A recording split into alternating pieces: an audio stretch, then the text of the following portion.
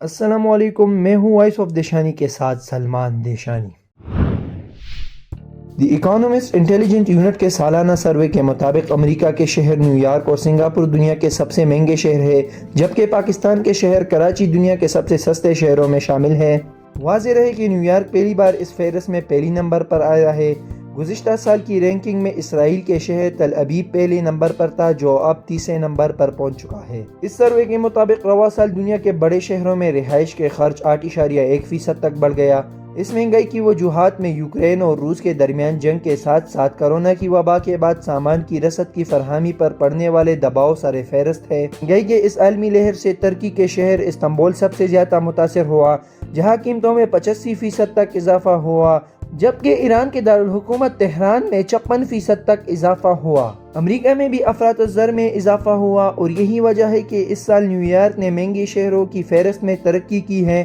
امریکہ کے شہر Los Angeles دنیا کے مہنگے ترین شہروں کی فہرست میں پہلے 10 شہروں میں شامل ہے۔ رواں سال کے آغاز پر امریکہ میں مہنگائی کی شرح 40 سال کی بلند ترین سطح پر پہنچ چکی تھی۔ رواں سال کی فہرست میں امریکہ کے شہروں کی ترقی میں ایک اور وجہ ڈالر کی قدر میں اضافہ بھی بتایا جا رہا ہے۔ دوسری جانب یوکرین پر روس کے حملے کے بعد مغربی پابندیوں کی وجہ سے روسی شہروں نے بھی مہنگی شہروں کی فہرست میں ترقی کی ہے۔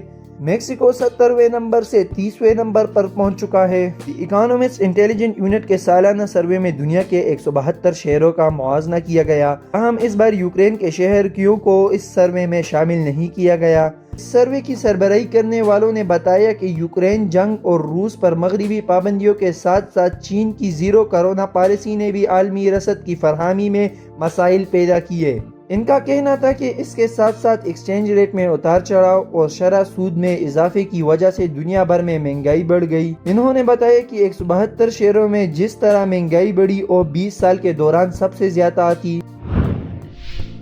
تو یہ تھی آج کی ویڈیو۔ اگر ویڈیو پسند آئی ہے تو لائک، شیئر، سبسکرائب اور فالو کریں۔